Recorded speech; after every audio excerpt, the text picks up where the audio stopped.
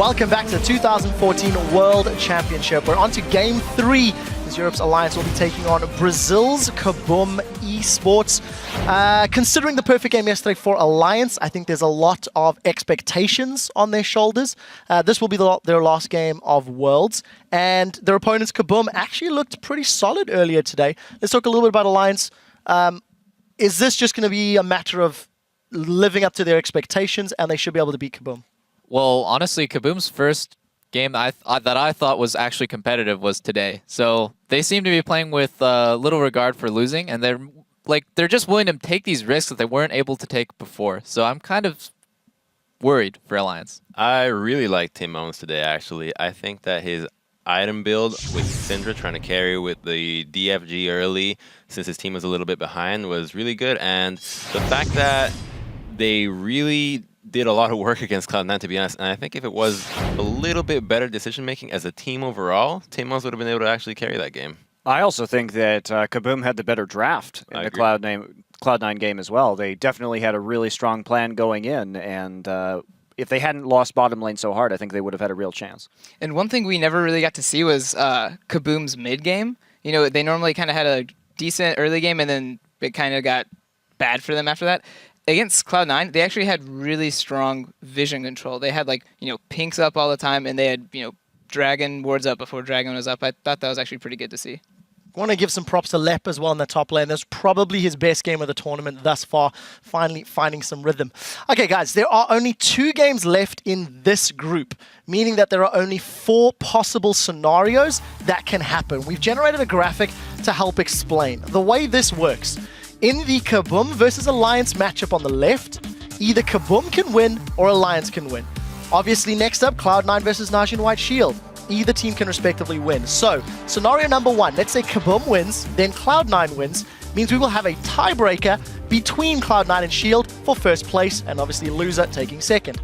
Option number 2, KBM wins, Shield wins. We then have a tiebreaker in second place between Alliance and Cloud9 to determine which team goes to playoffs. Obviously, third opportunity, Alliance winning and then Cloud9 winning later in the day. We have a 3-way tiebreaker, and that is going to be another lot of games. And finally, the fourth option, if Alliance takes down KBM and Najin White Shield takes down Cloud9, then Cloud9 is eliminated from the group stages here at the World Championship. So we'll keep, once again, being reminding you of those tiebreakers. We're going to head over to D-Man, Riv, and Deficio as they take us into Game 3. Thank you very much. Quick shot indeed. Lots can happen here. So let's take a look at the lineups for the 2 teams, because this match indeed could be a slippery, slippery banana skin for Alliance. They watched the Cloud9 game earlier, and they said, we're going to have to be really cautious of this KBM squad because they can deliver. Let's check them out, because they are over on the blue side representing Brazil. Of course, it is KBM Esports. In the top lane is Lep, Danagorn in the jungle, Tin Owens in the mid lane, Minerva as AD carry, and Dan's on support. And their opponent on the red side, looking to dodge slippery banana peels, as D-Man says, is Alliance from the European LCS. That's Wicked in the top lane, Shook in the jungle, Froggen in the mid lane, Tabs at AD carry, and Nif behind him on support. And if Alliance was looking at the last game between Cloud9 and KBM, I would expect a Syndra ban to come in, because Tin Owens was looking pretty strong, and you don't really want to risk being caught off guard and suddenly die like Cloud9 actually did. Well, it was the burst they had as well, and it was the combo, and we saw actually on the top lane, if you can give them a rumble, they can do loads of things, but of course the Rise and the Syndra combo, boom, big burst. It worked out for them, also because Lep actually didn't get camped. Now, Shook, last time they played, he lived in the top lane. And it wasn't just once, it was maybe like 10 times. Well, yesterday was Shook's day, that's for sure. Man. He was absolutely on fire. As credit to Reddit, the Shook and Awe day. That's pretty much how they said it would go down, and it did indeed. They'll probably be getting that Lee Sin out of his hands for this game around, but doesn't matter. He's brought a few different things to the table on the stage. Really good at predicting battles. Oh, look at that. Well, we got the first 2. Well, all right. I'm going to say there's probably a Maokai and Alistair in there, a Zillion possibly. Oh, now you're just cheating. Well, no, I'm targeting him just before they come in. Aurelia, well, that kind of makes sense. It's going to be Alistair ban from Alliance. And this is an interesting ban here, the Aurelia ban against Wicked. This is one we were expecting to see today, because as we obviously heard Crumbs mentioning earlier today, this has kind of been his champion throughout this tournament. Obviously, throughout the last 2 years. Entire life. His entire life. Even before League came out, he was like When Aurelia. will he pick up another champion that he can play to the level of Aurelia? Well, let's find out, because Alistar is gone, Aurelia is gone for him as well, and Ryze is being picked away. Another good reason to ban Aurelia, because Aurelia could easily set up ganks against Ryze here. So we're gonna have to see Wicked maybe on a new champion. He did play Kayle once, and he got 1 assist. Well, if the Vi gets locked in here, we're going to have a very angry Kobe backstage because he's been dying for that pick to come through. Danagorn, of course, He pulled should it play it, man. back in. Oh, he played it in packs, didn't he? Yeah. Pulled it out in packs. Nearly is something we really have not seen come through. We actually thought Alliance were going to have to ban it out the entire tournament. Yeah. But I don't recall. No, nobody's played it in Singapore. It seems like teams have figured out there's a lot of counters to the Nidalee, a lot of champions who can actually do fine in a one-on-one against her and then just be way better in team fights than Nidalee actually is. But I want to see Vi as well from Danagorn because he's normally the main engage from KBM, and in the qualified to Worlds, he played Vi as the only jungler in Brazil, and he was looking extremely good. Dude, ganks before 6, getting him off right, making sure he hit those fully charged up Qs. His Vault Breaker's going in, but it will be the Elise this time. Ari does come out, one of the champions. It's kind of on our MVP list throughout that you can pick up on the store, so check that out. And we'll see if it can be for Tinones. He'd love the Deathfire Grasp going in on a Syndra, so why not try to pop a few more people? If Tabs picks up Kog'Maw, he can be the target. Pretty much the same setup for KBM. Okay, you don't have the Syndra, you get the Ari instead. You have the 100% to 0 potential as well, the pick potential from KBM, which is actually a pretty good tactic, because if Alliance is taking it a bit too easy, starting to play a little bit cocky, suddenly KBM can punish him like they did against Cloud9 here. It was just a little bit too late. It's actually going to be the kill. We're not going to see anything new. I'm just looking at the difference in players. There's Wicked, the big Dane, sat in his t-shirt on the stage, chilling. Meanwhile, Tabs is in about 4 different layers, I think, stacked up. Feeling the chill, maybe, of the air conditioning, who knows. But it's a differential. It's just different styles, different ways, to play. We'd obviously heard about it. Obviously, different players like to play different positions. Just got to get used to it. Whereas clearly the Brazilians are not too flustered by it. They're quite happy sitting there. So the KO picked for Wicked, not been massively successful for him. That's for sure. The last time he played it, was actually pretty terrible. A lot of his positioning affected the use of trying to get the intervention down. He was so far away from the priority targets that he needed to save Tabs or Froggen if he needed it, and it was kind of just waltzing around doing his own thing. Well, flying around, if you will. Or maybe just forgetting he's got that ultimate that can actually save your AD carry entirely. It was a little bit slow on the ultis, but KBM, they get the Jinx once again for Minerva.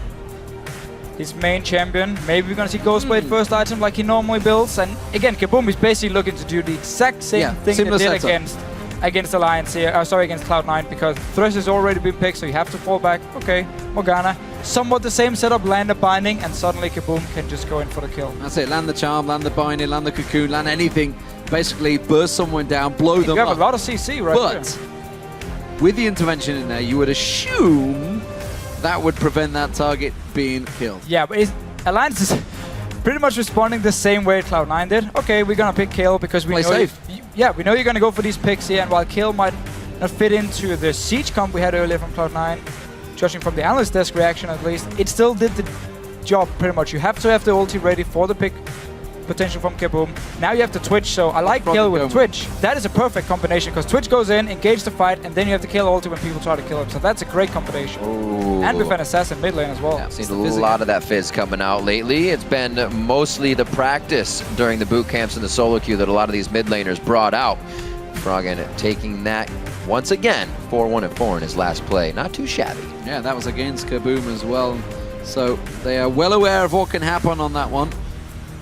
Doesn't particularly fit the rest of this, but well, if you were to compare it, I mean, basically it's 2 scary points of damage coming at you from Froggen and Tabs. So we just saw how that can work with obviously Deft on the Twitch as well, and the Kassadin. Fizz fits in really well because you already have so much pick potential from Alliance. Again, you can actually do what KBM hates. You can split up the teams, and you can just start going for these 1-on-1, 2v2 kills, small fights all around the map, and you can instant burst down targets with the Twitch, with the Fizz, and because you already have Kayle for the ulti, whoever goes in first and takes all the damage, Kayle ults him, and suddenly the assassins can stay alive. So it actually is a very pick-focused comp from Alliance, and I actually like it against KBM because they have shown they can get picked off a lot. Well, this is Alliance's last game in the group as well as KBM, of course. This could take them to 4-2 if they were to take victory. Of course, KBM, if they could cause a big upset. But if they do go 4-2, that puts them joint at the top. Well, second in the table, sorry.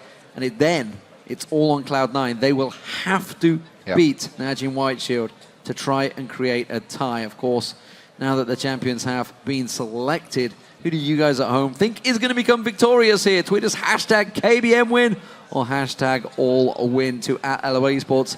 And of course, we'll see which squad you guys have the most faith in. Have the Alliance fans woken up in Europe? It's around about 11 a.m. now, I feel. I think we're getting the morning going, so you'd hope a couple of them are woke up by now. Hopefully. I mean, it's a Sunday morning. You never know. You never know. That's true. A lot of partying could have happened after yesterday's games. And we will see KBM in their final as well. This is going to be a strong matchup. We say the laning phase is strong for them, but can they bring it out of the laning phase? We saw them take it to Cloud9 a few times in those mid lane fights when the team started to get together. A lot more coordination coming out of them from game to game. Lep, don't get yourself into trouble too early. Looks like they're going to trade tit for tat here in the top lane. And that's going to be a hurting unit for Lep. Ooh, but Shook's walking blindly. Dance is going to come around. Can he let the dart bind in? No, he's not going to throw it out. Danagon instead and draws him away. Yeah, Danagon didn't actually want to hit him right here. They would prefer to land a binding from Dance and then actually try and force the summoner. But Alliance, they're setting up here around this blue buff. They want that ward in place. They get it. And now they're all going to back away. That's, of course, going to get countered. We see Dan's going in. He places a ward over at the red buff. They're all still on top of a ward. And they're all seen. Come on, KBM. Time to shine. Can they pick one off at the end? Zap. Oh, he's baiting it. He's baiting it. I know he is. It stopped them recalling. It did, actually. It was enough.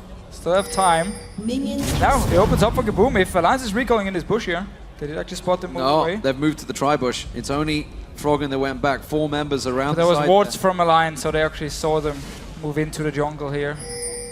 Just a few. There's still the ward from KBM spotting Alliance moving down to blue buff. Tricky level 1 skills between these two. Buffs are spawning. Both junglers may well be late to this spawn. Yes, they will be. They're both going to be late to the start, so this is going to delay both teams. Yeah, and KBM, they won this 2v2 lane against the Twitch because you saw Lep just ran all the way down to this bottom lane here. So he doesn't have to use the teleport, gives him a small advantage in the early game because he can now farm up until he can afford his tier, go back to base, buy some potions, buy the tier, and go back to the lane. Wicked won't have the same option now to use the teleport. He even used it on a minion, so longer cooldown. And that's what Lep was matching up against before, so he knows this matchup quite well. That was the Rise versus Kayle, and he came out pretty well after the first few levels. Dan's trying to get into the face here, getting brush control. Playing this Morgana after Lemon Nation was able to put a lot of bindings onto them, and his Morgana quite well coming out at the PAX games of the International Wildcard. 2-0 there, so he knows what he's doing as well. Yeah, and Alliance with this Twitch pick won't be able to put the same pressure on KBM's bottom lane as we saw Sneaky do with the Lucian here, so very smart play by KBM, forcing the 2v2 lanes and the 1-on-1 down bottom lane, and hope Lep can do a good job farming on this Rise like he did last game. Good job pinning tabs there. Chompers slaps on the Dan as well. Good play, good hook into tower. The ignite goes down. It's not enough damage though. Dance is going to be safe. Still, that is a wasted flash by Dance because he stayed. The minions died, Nif hit level 2 and instantly just flayed him in and hooked him. Dance, you need to be careful. A little aggressive. They liked what they were doing too much, got themselves into trouble. They have to play safe now if we are going to get anything from Shook towards the top lane. Keeping himself safe in the jungle as Danagon looks to be getting some early wards out into the river. Ooh, he may Wicked have something in the bottom lane. Wicked won't spot him. There was no wards from Alliance in this river here. Danagon should be able to set it up. Oh, that's a good setup as well. The Rune Prison will slow him down. Flash is available. He may need to use it. Oh, has to sidestep the Cocoon. The Repel will come on towards him. Lep's going to get one more hit. The goes down. And Wicked, not playing Aurelia, gets caught out again. And there was no ward from Froggen in the mid lane here. Once Danagon actually moved down the river, Froggen decides to place it now. Nice setup, and once again, he goes in for the gank. He saves his Cocoon. He wants Wicked to flash first. Fires it, forces him to juke down towards him, and then they can pick up the kill. A little bit of momentum now put behind KBM. We'll see if they can use this in every lane as usual. Where will Danagon go next? Pressure from Froggen here in the mid, 25 to 25. A charm, Orb of Deception on the out and the in, putting down the damage. We'll see Froggen just using that flash to keep himself nice and safe in lane. Wait for his item spikes to come out. He's no stranger to trying to go in very hard, even if he does not have those items. And we can see also catching him off guard a little bit. Nice job by Tinones. Notice the way Froggen wants to trade here. He will only jump in with his E if he knows there's a minion behind him which he can Q back to. But because Tinones timed the charm so well, he actually caught him during the Q where Froggen was trying to go back to his own minions and got a lot of damage on him. No flash available in the top lane for Dance if he were to get caught out. Look at that, they checked the bush. Shook, given good communication by his team, stepped away and went in towards the blue buff area. Now moves back towards that top lane. We're not going to get to see it. Finally, is going to come around. We will see the setup of it. That's good. Chompers going down. Shook's going to come around. Minerva going to get caught out. The Void Spike's not hitting him. And great disengage from KBM. Yeah, but 2 flashes down this bottom lane now for KBM. Didn't have a ward in the river. We'll have to go back now and get it, which opens up for Taps to actually pick up some more farm. Decides himself when he wants to go back to base. He can even push out the lane and then recall. Maybe a repeat gank to that top lane. Both flashes are down in that instance. Low mana on Lep and Wicked, even level 4 to 5 here, knows he can take advantage of that. Only taking a bit of trade damage back. Got that lane 36 to 25. Wicked definitely lost out on a bit of CS here, but he may be able to gain it back, as Lep is going to be forced to back if he does have teleport. Seems happy to stay, even off the turret. He'll be good for now. And normally you want to go back pretty early and get your tier so you can start stacking it up as fast as possible. Wicked should have his teleport ready soon as well, so didn't get to use his TP advantage in his lane. Did, however, pick up at least an assist from the gank. And Danagon, he's not done. Oh, Nif's in trouble. He's going to get caught out. In goes Tinones, ultimate available and used to great success. That's the second kill going to KBM. Precious, tense times for Alliance fans. This is great. Turnajin and White Shield is very happy about this right now.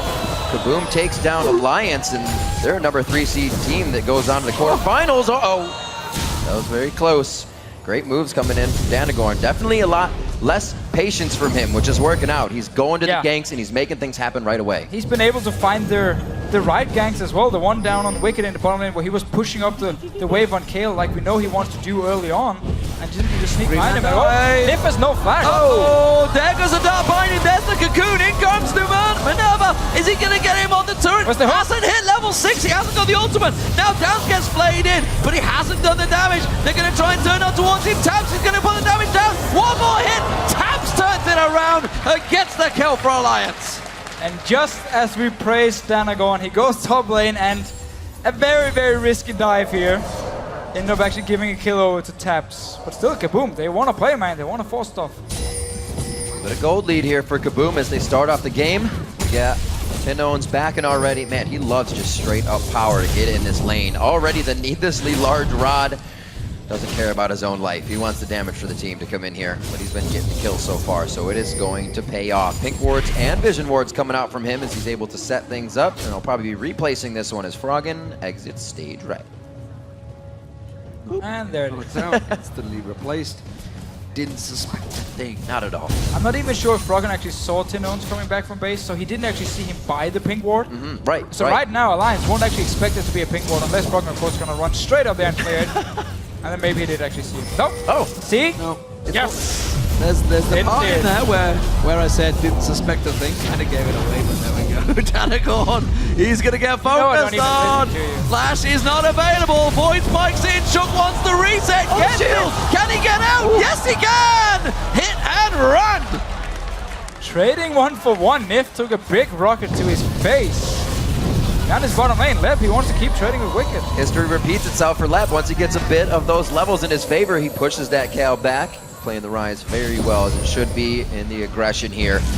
Looks like he's keeping the wave up. Whoa! Lep goes in hard, tries to get the kill. The heal comes out from Wicked. Flash for flash on that one, and KBM is showing some outright aggression in the early game. Yeah, and he's forcing Wicked away from the tower here, making him lose some more CS. Taps also on this top lane here, falling behind against Minerva, so every single lane is actually winning for KBM right here. Which is scary stuff for Alliance, who have it in their hands to take this game. They are good in the late game, we know that though. but KBM, and that is their weakest point, it seems. But we haven't seen them coming out with a big lead. And look at this. Wicked, no flash, teleport available, no intervention. This is problems. Tinones can wait. As soon as that minion wave comes around, I think he may try and fight. He's going to come around. The charm is there. Doesn't land it, but it doesn't matter. Lep lands it too. And that will be another kill for KBM. It is not over yet here. Froggen and Shook. One apiece of KBM. The answer squad coming in here, Shook and Froggen trying to make things work. They have split the fight now. Oh, they want both. That dash through, it's gonna be a few hits. The ignite, Chum the Waters is gonna eat that one up. Very nice. It looks like Shook able to pick up a kill on the other side. I guess we got a nerf over here. Yeah, that was a pretty good nerf. One of my favorites. Let's see. You want to fight Shook? No, he's gone. Whew. Hit and a miss. Yeah, he did actually go full AD as well. The early BF sword, so no Ghost Blade for Maneuver. Could probably kill Shook. Let's see.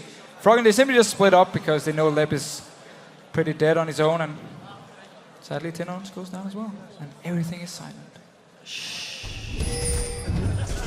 And we're back. 4-4 on the scoreboard right now, 10.5 minutes in here. A little bit of a response coming in from Alliance on these kills. They aren't liking being pushed back consistently. And we see Shook and Froggen taking things into their own hand. We're going to have 3 members versus 2 here in the top lane. Tab's already used his rat-a-tat-tat. That's going to be the hook down as well. Is that the security that they wanted to continue to die the turret? Tabs is going to get up here. Do they want any more, though? The Flay just misses, and Wicked comes in a tad too late. But are they able to stick on this fight? No, they are not. Nif looks completely lost in this game, and let's see what Froggen can do bot lane. Gonna go on towards Lep. Has he got the damage? Lep's gonna try and turn it around, but he's only got that catalyst completed. No Rod of Ages just yet. While Froggen has the sheet. Brock it off. He should have enough. One more hit will do it. And Froggen gets a revenge kill. But the first tower of the game goes to KBM. Yeah, up in his top lane here. There was actually a teleport from Wicked, but Nif weren't able to respond in time and keep them under the tower here. Actually was already used from Dance if I remember correctly, but still, Tabs went down, he got the binding to his face, got the cocoon after, and KBM right now, looking really good. Is this the same Alliance that got the perfect game against Najim Whiteshield yesterday? I'm not too sure. You take away Aurelia, and again, put Wicked into a sticky position, 0-2-0, started to get flustered, and the rest of the lanes. This is Wicked. Wicked makes a lot of the calls in his team. And if he gets put on tilt, it could cause problems. Wants to win. Tinones, though, you can't forget Froggen. Not going to get the kill, though. Just a wave and a goodbye on that one. The drive-by not working. KBM could really answer off of this. The Spirit Rush is down. Ooh. Rocket coming out once again. We know Minerva will use that right when he has it. Froggen's going to get a good back here. They're going to give up Dragon? Absolutely. They're going to have to give up Dragon unless something just happens crazy in the favor of Alliance. Great movement by KBM. Yeah, Wicked had the teleport top lane where he tried to save Taps, and it was just too late. Taps already died, so he wasn't able to join here, and Froggen already dropped low, gone back to base. KBM with a very good strategical call right here. Also, wow, already just instant up there. KBM looking good. Everything answered by KBM. They have themselves a 4,000 gold lead built up over Alliance. Can they cause the big upset we've been looking for in this group? Minerva will step away, doesn't fancy tangling with Froggen. Shook was nearby. Don't think he just messed up his jump. I saw him off the side. I don't think he went for it. I'll give him the benefit of the doubt. Still safe. Won't need it for any time soon. So they're all right on that one. But like you said, that 3,000 gold lead closed up a little bit, but still something KBM has to work into the mid game. That's where they flaw. We've seen early game happen for them a lot. Got to keep strong. And Tinones actually decided to go for the Hourglass here because he's against the Fizz, against the Twitch as well. He wants to try and assassinate him. It's one of the defensive items first, so it will cost him a little bit damage-wise. But if it's going to save his life and mean the rest of the team can join in, it's well worth it. Pressure very much on and showing. It was Shook's actual failed jump. We did catch an eye on the side. I thought I saw that. Just get confirmation. But this is the third outer turret is about to go down right now. This is the 3-0 unanswered. Wicked caught out once again. Left blowing everything on him. And another turret goes to KBM. Where's the pressure from the Alliance? Like you said, where we saw it yesterday. Getting hit up. He does throw Jump the Waters. That's going to be a nice spell immune coming off from the Black Shield. Not in a good situation here at Wicked. They are using everything to get into this one as well. They are able to take him down, but like we said, they've been trading turrets all over. They're only getting kills back. Yeah, Tino's moving to this top lane here. Alliance, because they sent taps top lane, lost the bottom lane. Will get a kill for it. Froggen wasn't actually able to get anything. There's a nice Chumbus. Good Black Shield as well from Dance. But still, you can just see Alliance here falling behind against KBM, who's been solid in the early game and pretty much all the games they've played, but they've just never really managed to get the lead. They never really managed to get the dragons because they didn't know exactly when to do it. The timing on the dragon before here was perfect. No teleport top lane for Wicked, already forced Froggen back. That was just a good setup. That's a good point. We do usually see them play solid in the early game, and it's the first time they come out with a lead. Usually they're playing solid from behind, so this may be the kick they need to really turn it around. 15 minutes on, more not roaming, but ward placement deep in the jungle here as Tinones makes sure he's getting himself to safety and clearing out a lot of the wards. They have pinks all over, so they're doing a great job of keeping that stacked up. 4,000 gold lead held by KBM here. Unanswered in turret so far by Alliance. And the thing is, their team comp doesn't even stack up to shoving down the turrets quickly. They can't pressure, they can't siege on KBM. They can wave clear for days right now with the Jinx and with the Ahri and Ryze in there. So they really need to try and play that pick game. But KBM, they're honing their inner LMQ right now and gathering in the mid. Well, they are stronger 5 versus 5. As long as Taps can flank around and get the jump with them like you saw Def do in the last game, then they should be fine here and just kill the first target who comes in or bait out the ulti from Wicked, and then you can start going for the kills here, because Alliance, as you just said, don't have a lot of wave clear here. It's all about picking off targets.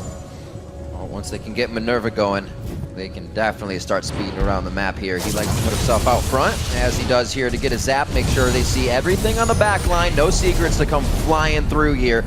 No Shook to be kind of getting himself into a sticky situation where it would cause KBM trouble.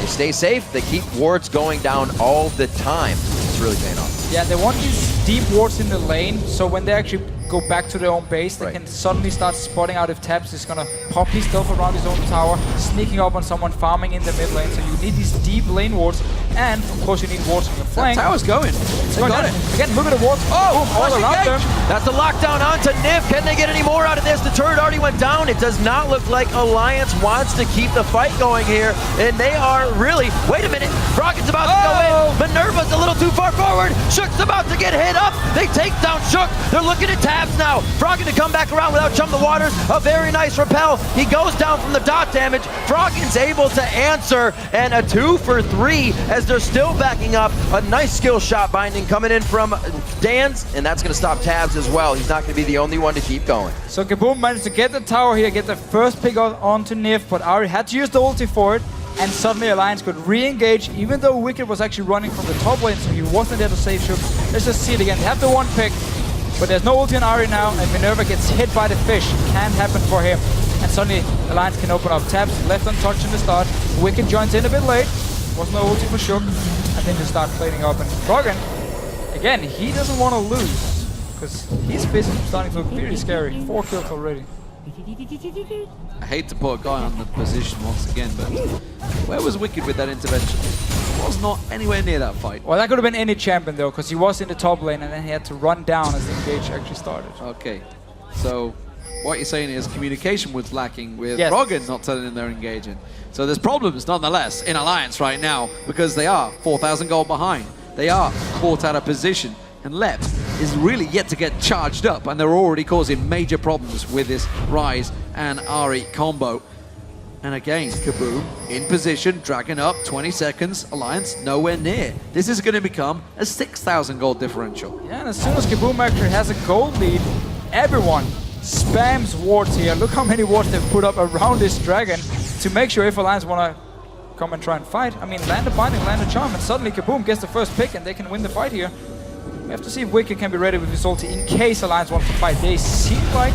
Moving in. Whoa, Froggen. Seem like they want to fight indeed. Froggen gets it up here. It could be Nif next, actually. They're looking for more kills on this one. Tino's over the wall. Zap just misses. Nif could be the next one to go down in this fight if Plep gets over the wall, and KBM goes to Dynamite. What the hell was that, Froggen? That was the worst engage I've ever seen. Wicked was still at the blue buff. I don't know if Froggen was expecting Wicked to be there with him with the ulti, He doesn't have an hourglass yet. You can't just jump in on Fizz. KBM is controlling this game. And they're going to take another tower here, I feel. There's nothing that Alliance could surely do. Wicked has to step away. 5 members of KBM come around. The minion wave will follow through. And this could well be the 5th tower unanswered in this game by KBM. Alliance, they have to step away or they're going to get caught. Such control right now. Could be another engage. Shook trying to get back into this fight with the rest of the team. They do take down Danagorn, and they are going to be chasing on, but might be a disengage left with a great flash over the wall, and now they're only looking to grab Dan's just a little bit more. Will be from Shook's Monobar, but Froggy gets in range to slow it. The rest of the team gets out, but they did just grab another turret. Yeah, KBM, they have the right calls, they have the right ideas. They're setting up for this Dragon with all the wards here to spot Alliance coming in. But then in these straight-up team fights, there are just some very big individual mistakes. Notice again here how Minerva on this Jinx is in the front line being caught out of position. And I was talking with some of their KBM fans on Twitter, and they actually said one of the reasons Minerva was kicked from Pain Gaming when he was a support was because his positioning was often bad. He got caught out of position. And whenever Dan is not there with the Black Shield, twice now. First the fish in mid lane onto Minerva, and now down here the hook from Nif. He needs to be so careful because they have the lead. Well, you got to remember his ability to change that because he then went on to beat those teams. Oh yeah. With the mechanics that he then revised. That is a fantastic story about KBM, how Minerva, after Pain Gaming, released him to pick up a Korean support actually. He then joined KBM, switched over to AD carry, Dance went over to being support and the shock call at the same time. And suddenly Minerva in the qualifier was just looking so good. He was destroying everyone. He destroyed Pain Gaming's and Keatstar's dual lane as well, where it was actually his old AD carry partner, BRTT from Keatstars, and he beat him. That was a good story. At least I like the story. Well, currently, KBM have the 5-1 tower lead because Alliance did sneak a tower in there while that was all happening, while this beautiful story was being laid out by the wonderful Dane here.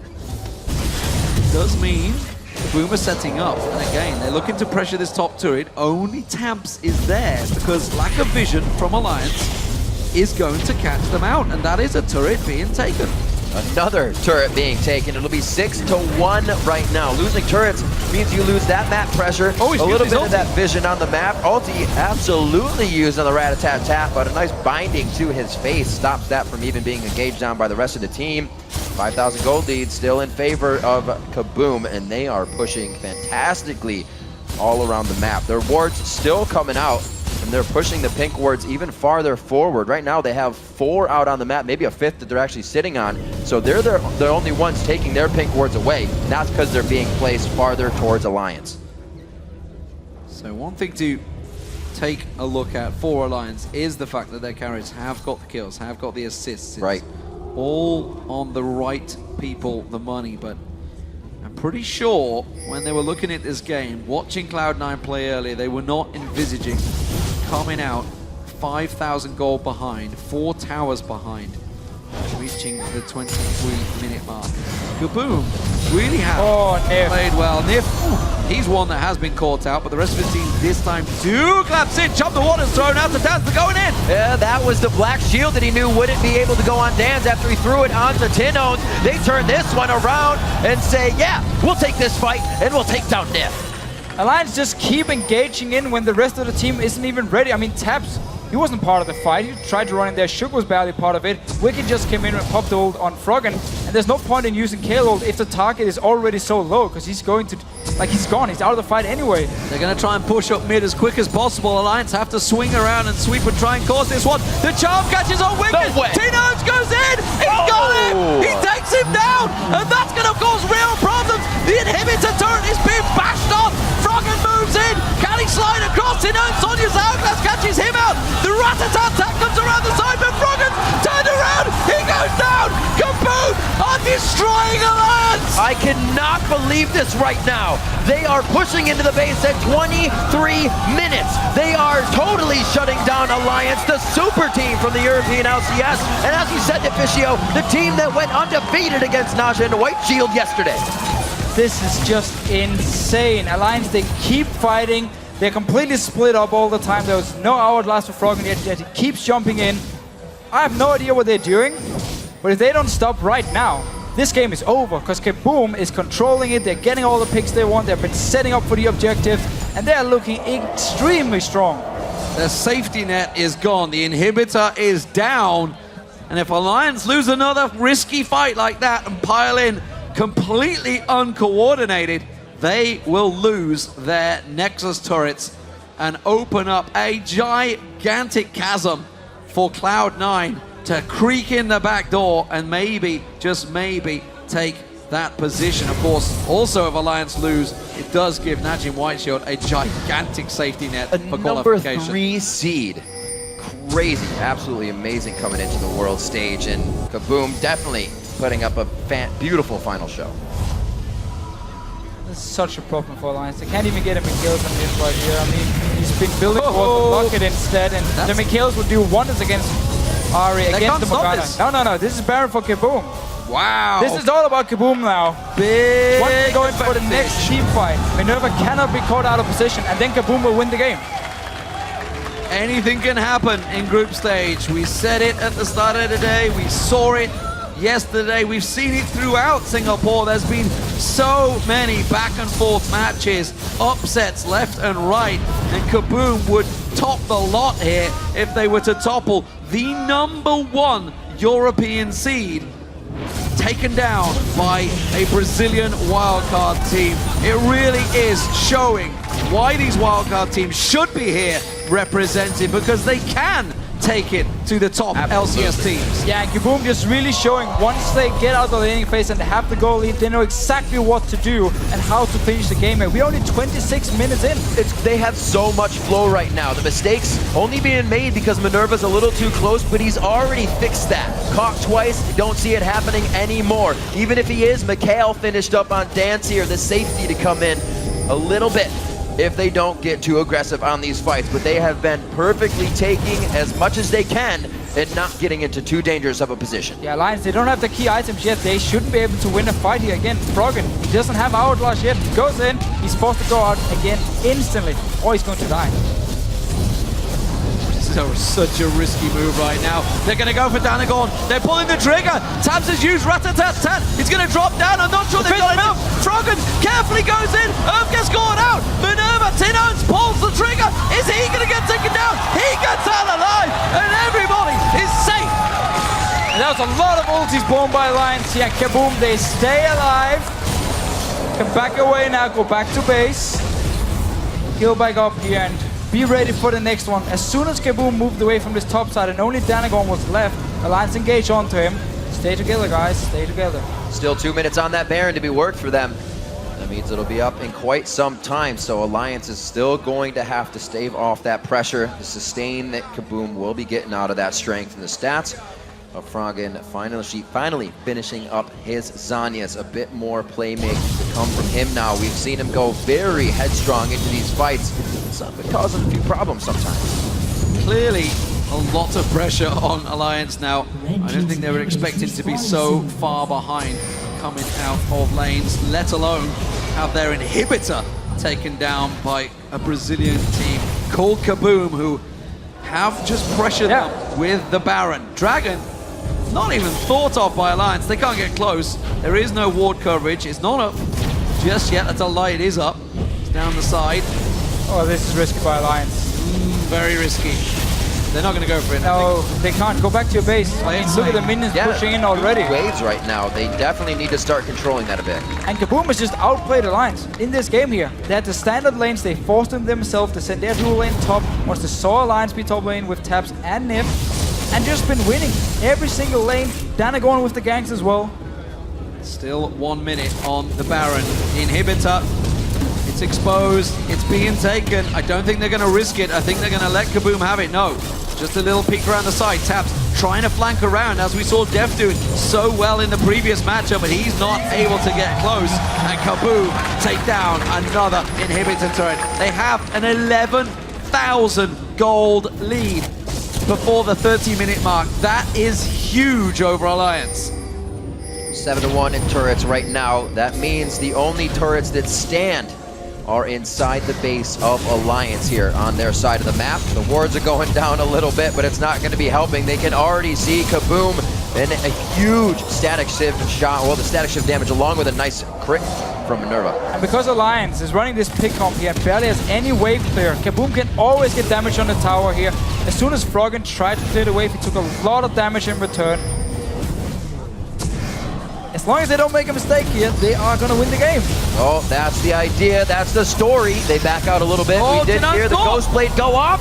That's the intervention down onto Tab, so that ultimate is down. They can get the rat if they need to. Yeah, and this is Tabs blowing his ulti and his Ghost Blade here. Both are gone if KBM stays around here and looking for the next fight.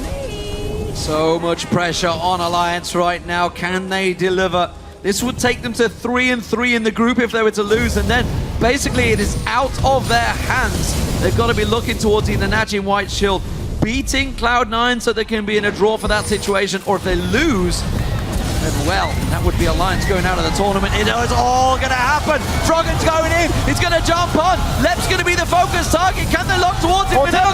This is Droplets. Alliance are in trouble.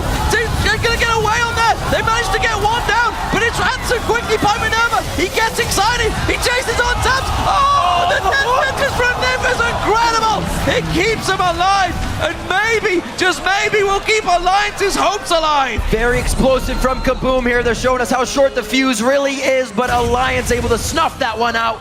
They have 2 kills to 1 right now, and they're going to try to continue chasing this down.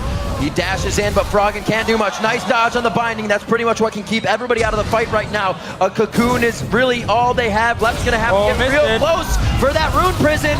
Now, well, they have a turret still. They have a turret that Alliance has to fight under. They're walking through it. They are going to be able to keep going. Oh! The base is getting torn apart, though. They may lose another inhibitor for chasing so far down the lane. Shook's going to get back. He's finally up from being dead. And what a fight in the top lane that Alliance trying to stop KBM from taking the game. Oh, this is not over yet. Let's see it again. So Froggen, he actually engaged onto Dan. This is not the target he wants. There's Black Shield, there's a locket from Danagorn as well. But the whole fight breaks up. Tabs is left untouched for now. They catch Tinones. Very nice catch by Alliance. He's going down. We'll just do a little bit of damage in the very end. And now it's all about Niv landing the hook onto Minerva. Otherwise, he would be able to just keep chasing Tabs here. Got the crit as well. Nice hook. He goes down. Suddenly Alliance can chase. Dan's used that Mikhails to heal. That was Danagorn on the way out. It would have been perfect for that hook from Nif to get him out of that sentence. Whoa, wicked got out. Big burst on him. 20 seconds till Baron. This is problematic once again for Alliance. I'm not sure they can risk another Baron going to KBM because they've already been pressured. They've lost 2 Nexus inhibitor turrets. 1 inhibitor is down. Will be respawning shortly, but that has still got a long timer on it. And Alliance, they know it. They know they have to fight for this one. Put their 10,000 gold. That is a gigantic amount of items across the team. And they've got to be careful nobody walks blindly into a Dark Binding. Slow plays, but good ward still coming out of KBM. They know this is the tense moment. Turning it on when they need and slowing it down when they really need to put Alliance in a sticky situation. Back to Baron, one of the stickiest. Very nice timing. Tabs used the scrying over the Baron here, and they were just waiting around, didn't actually start it as soon as it ran out. Start the Baron here. Go very low road. Go, Tab pop the Zul. Rat-a-tat-tat used, he stood on top of Jumpers. He's going to have to have the intervention just in time. Dan's taken so low. They can chase on this one. Lep comes off the side, everybody disengages. Risky stuff for everyone involved. Yeah, that was a very late ulti from Wicked as well. Just use it instantly as you see the rocket, as you see the burst coming in towards Tabs. Then you pop the ult here. Everyone's staying alive. Still, a lot of wards around this Baron for both teams. Alliance actually managed to get in, plays a lot of wards of their own, so they should be fairly safe now and be able to still move in if KBM is starting it. Oh, this game is not over yet. Not at all. A breather definitely needed to be taken for a second. Take stock of everything around the board. The core items really set up for every player. It comes down to pretty much how you play your champion at this point. Quite early in the game, a 10,000 gold lead. It's about 9 right now for KBM. Largest they've had here in the tournament. Minerva's got to be so careful. He's absolutely going to be eyes on target for Froggen and Tabs. If they can get him down, they can start something rolling. Tinones was almost caught out in the last one. Hit that Sonya's out. Right. Just in time. Oh, Taps doubling up This here. is tricky. They're going to go for Tinones. They see Minerva. Oh, He wants risky. to go for it. This is very risky. Sidesteps the charm. Doesn't pull the trigger on the ultimate either. Yeah, he had no flash here, so he couldn't really move in. There's no Mikhails either to save him in case a charm would have landed. So wise enough, he backs away. Alliance, though, want to take control of this Baron River. Clear some of the wards. They have a lot of pings down, and a lot of pings in their backs as well. The waves are in their advantage right now. That Tap mid going wave in again. Always going to go around the side. This time he will catch them. Tinones jumps away from it. Left catches out. The ultimate already used. That's a misplay. And that is Frogger going down. Tap's now on the side there. The Wicked Alliance are completely split. Wicked is helpless in this chase. Kaboom are chasing. Miscommunication from Alliance again. Froggen goes in, he pops his hourglass at the same time as the ult from Wicked comes in. Still moving in. Looks like they're trying to get back on this one. They don't have the waves in their favor, but they are going to pursue on into the base. Wards here you can see coming out of Alliance to make sure they know exactly what's going on. 29 seconds on Froggen to even get up back into the fight. The inhibitor will go down to give that added pressure that Kaboom needs. Teleport coming in from Lep as well. They're staying for the long haul. The top turret is already down, remember. This could be the second inhibitor going down. Alliance have got no answer. It's still 13 seconds on the death timer for Froggen. And Kaboom absolutely leave Alliance's base in tatters. They definitely have to be careful with that Baron up. They are to back now. Froggen in 3 seconds. This could be big for Alliance to take positioning.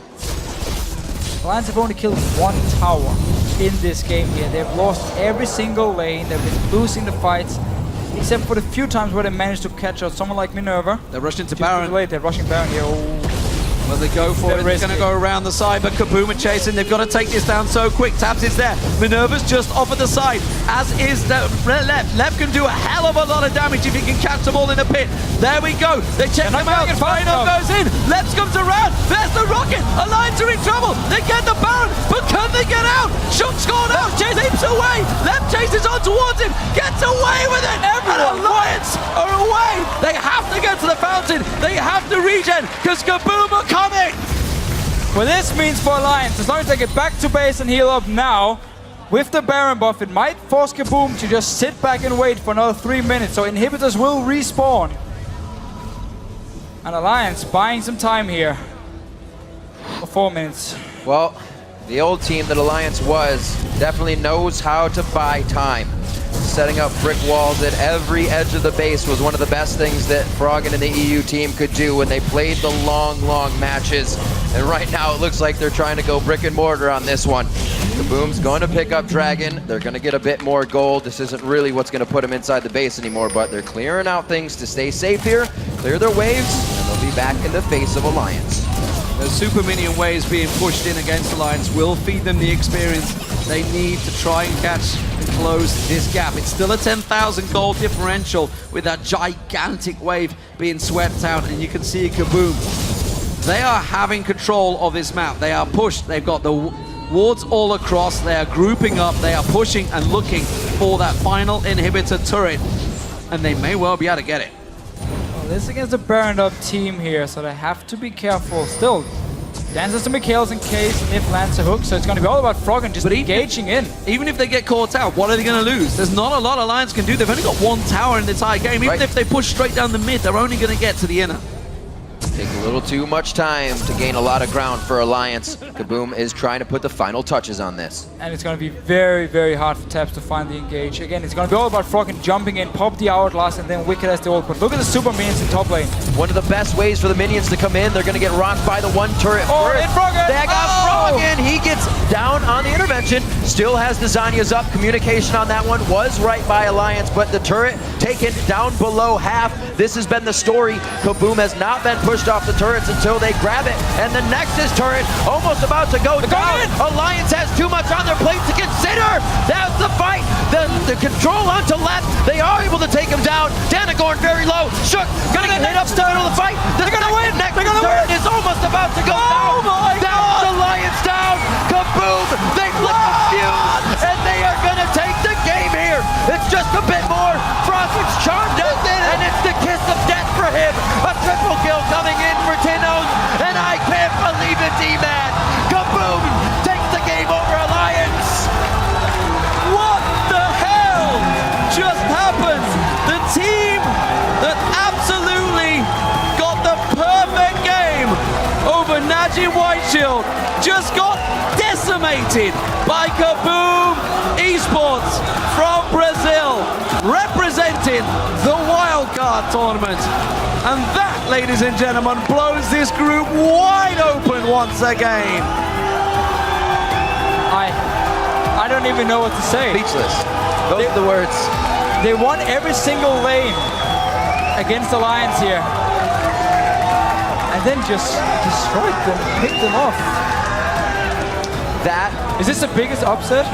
It has to be. I mean, that's, I think, the first victory for an international wildcard team. what amazing. Certainly in this tournament. I'm trying to think of last. No, tell a lie. They got one last year. It was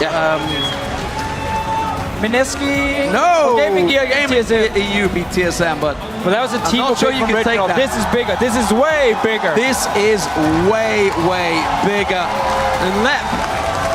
What a performance! What a game! Tinones 8-8 in the mid lane. Absolutely amazing throughout. Impressing me the most is actually how definitive in closing out the game once they got out of the laning phase with the lead was for KBM. That was day and night from any of their play. So many wards. They set up every single objective for them. Yes, okay, they lost a few fights, but that was also credit to Alliance finding the picks. But KBM, they kept going. They knew Alliance didn't have enough wave clear and just managed to get the win. They played so well. You know, Double have said it. The ceiling in Europe is high, but my God, are they inconsistent? That's for sure. Let's just quickly break this down. Najim Whiteshield are 4-1 in the group. Cloud9 are 3-2 in the group. We'll be playing Najim Whiteshield later on, and could possibly, if they win that game, both go through. Yep. And Alliance are out. Alliance, they're 3-3. They now need Najim Whiteshield to beat Cloud9 to get a tiebreaker game.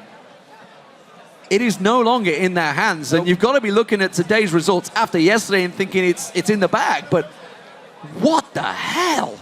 They didn't even turn up to play, and all throughout the entire lane phase, we said it ourselves. What can KBM do? They win the lane phase. It's the first time they had won the lane phase. Can they take it? Can they push it? Can they take the dominance? By God, they could. They grouped. We said they love to group, and they did just that. And God, Alliance had no answer for them. No, and KBM, they kept punishing Alliance every single time. Like Froggen, before he had an hourglass, would jump in and Wicked would be standing at the blue buff. No coordination between the two. Over and over. We saw it so many times. Alliance jumping in, end up just instantly dying. They're not ready to fight and just fell so far behind. What a game, ladies and gentlemen. We said there were surprises, and damn did we have some. Let's go back over to the analyst desk for a breakdown of KBM's stunning win. Thank you very much, D-Man. Now, with that win, KBM, Najin Shield has clinched a spot in the quarterfinals. Let's take a quick look at the standings before we talk about the game, because I want to highlight some of the things that have happened.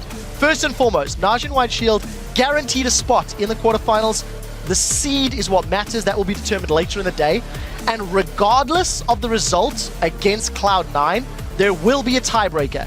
Either against Cloud9 for first place, or Cloud9 against Alliance for the second seed into the quarterfinals. Let's go back to the game, talk about what happened. First and foremost, picks and bans. I feel like KBM had a very good strategy going in. I think you really have to praise KBM for their planning in these games, because both of their games today, they had the better draft. And if we look at Alliance's team comp here, this is just, it's bad. They've got a pick comp going on, but they have no wave clear. And that was like a major problem in this game, because when you're playing against a Jinx who can just take down these towers so quickly, you have to have some way to stop her from just standing there in minigun form and taking all your turrets. And when you have no pressure, when you have no zone, it makes it all too easy for her to do that. So they played it out. They played out their win conditions really well. You know, even though Froggen had some nice roaming in the early game, every time he left, it seemed like KBM would just take another turret. And then when you have that kind of lead, you can snowball it pretty easily. Yeah, it's interesting you talk about the pick comp from Alliance, because it was KBM finding picks in the early game that snowballed each of their lanes, that allowed them to pick up towers unanswered. Double lift, care to chime in on what KBM did right? If you told me that a Hex Drinker second item Jinx would beat the team that had a perfect game against Najin Whiteshield, I would have called you trash. But, I mean, I don't know what to say. These Hex guys Drinkers played really well. They made it work. I want to quickly ask Crumbs something very quickly, because you called on day one of this stage that Kaboom would win a game. That's right. I'm still not sure if you're a prophet or a false prophet. Told you Kaboom would win one game, and it came down to the wire last one. So, and it's against Alliance. I mean, it just looked like they fell to pieces. Let's pull up the replay that we've got from the game on your screen. It really just encapsulates everything that Kaboom did right. Roll the clip out, probably. Talk to me about the god that is Tinones in this play. Oh, Tinones is a beast. He sees Wicked through that ward, and he knows Wicked doesn't have ult, so he goes all in. But watch, he gets an auto every time he Spirit Rushes, and that's what seals the deal on Wicked. And now he's just, you know, groups back with his team, and he's still paying attention to all the skill shots that are about to come out, though. He hits the charm on Twitch, which is super strong for that follow-up, because that's what would have got Tinones out. Tinones was wait for Zhonya's to flash Froggen's E, and now Froggen's in the vulnerable spot. They basically just collapse on Froggen and, you know, they win the game, man. Yeah, and this composition too, we saw a lot of really nice chaining of CC from Kaboom here over the course of the game. I mean, this is honestly like a nightmare team comp for Fizz to play against. You look at the Black Shield, so many binds, roots, jinx traps, they can just stack it up as soon as somebody goes in. And that was combined with some misplays from Alliance where during crucial moments, they would use both Zhonya's on Fizz and the Kayle ult on Fizz at exactly the same time, layering that on top of each other, and that means that Fizz was just blown up as soon as the Kayle ult ended. I also feel Froggen felt pressure to carry. Some of the decisions that he made were very hard, very rash, very quick, and it felt to me, because I've watched this team a lot, like Froggen went, I have to win this game, I have to carry it. Of course. I mean, sorry. Of course. With a team comp like that, no one's going to carry. Yeah, there was nothing they could do. They couldn't siege. That was a terrible composition with Twitch for sieging. They had a melee mid laner and effectively, a pseudo melee top laner. And so you can't defend the siege, you can't siege yourself, you kind of just have to all in. But against the comp that Kaboom fielded, it made it very, very, very difficult. Final thoughts, Probably? I just want to know if Kaboom mind gamed it, because they know Froggen is a ridiculously good Fizz. So they pick Ahri, really, really vulnerable against Fizz. But then they have Ryze and Morgana to back up the Ahri. And they're like, pick the Fizz. Pick the Fizz. And they got in, they're like, I think so too. Right, guys, we're going to throw things over to Shox, who's standing by with a member of the victorious Kaboom Esports. Thank you very much, guys, as I'm joined here by Tinones after Kaboom's incredible win over Alliance. First up, congratulations. That was one heck of a performance. Talk me through the first thoughts that went through your mind. First Brazilian team to win at Worlds, first wildcard team to win at Worlds. Crazy victory. Parabéns pela participação, foi sensacional a sua Ahri. E comenta um pouquinho sobre o jogo, porque foi o primeiro time brasileiro a participar do Worlds e a primeira vez que um time do International Wildcard ganha uma partida no Worlds. Como você está se sentindo agora? Obrigado pelos parabéns. A gente estava muito experiente quando a gente veio jogar a primeira vez aqui. Faltava muita coisa, as rotações deles eram melhores, o estilo de jogo dele era diferente que a gente estava acostumado. Então, acho que esses primeiros dias foi bastante para acrescentar experiência para o nosso time e a gente conseguir surpreender um time. So yeah, when he got here, he wasn't that experienced, but the last 2 days we could see that the teams had more map rotations, and we improved a lot in that matter. So all the experience that we got in these 2 other days made us do a difference right now. You made it happen. Talk me through picking Ahri and then going up against Froggen's Fizz and doing so well. Fala um pouquinho sobre você ter escolhido a Ahri contra o Fizz do Froggen. Eu escolhi a Ahri para tirar um pique dele também, que é um pique bem forte, um champion que ele está bastante acostumado a jogar. E nós tínhamos em mente que o pique dele ia ser Fizz ou Sheriff, então a gente estava bem confortável com isso. So I picked Ahri because I wanted to take that away from him, because I know he's a very good Ahri player, and we knew that he would pick either Xerath or Fizz, so we were prepared for anything. You guys sure were. Talk to me through what happened in the team communication at the end of the game when you were so close, but you know you can still lose a fight, possibly. Então fala um pouquinho de como é que foi a comunicação do time, porque vocês no final do jogo vocês estavam bem próximos, mas ainda poderiam perder o jogo se perdesse uma luta. Eu acho que essa parte é a mais difícil para a gente, que é para acabar o jogo, que é o que a gente chama mais de dificuldade. So this part was the hardest one for us to end the game. So our communication was regarding that was really hard. Finally, what does this mean for you as a Brazilian team coming here to represent your region, and what do you want to say to the fans? Então, o que isso significa para você, sendo o primeiro brasileiro a estar aqui jogando e ganhar uma partida no Worlds? O que você gostaria de dizer para os seus fãs?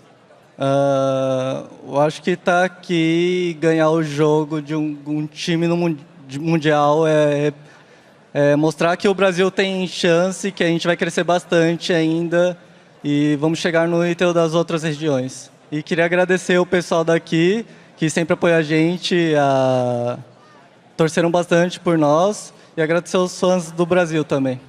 So yes, that was really good to show that the Brazilians really have potential to grow. We're on the right path to become a problem to the other regions. And I want to say thanks to all the fans out here. They've been incredible, shouting our names in every objective. And also the fans in Brazil that's watching this right now. Well, thank you very much. Congratulations. What an amazing victory here for KBM. Thanks. All right, we have to take a short commercial break, but when we come back, it's a clash of Worlds veterans Fnatic as they take on Samsung Blue. Don't go anywhere.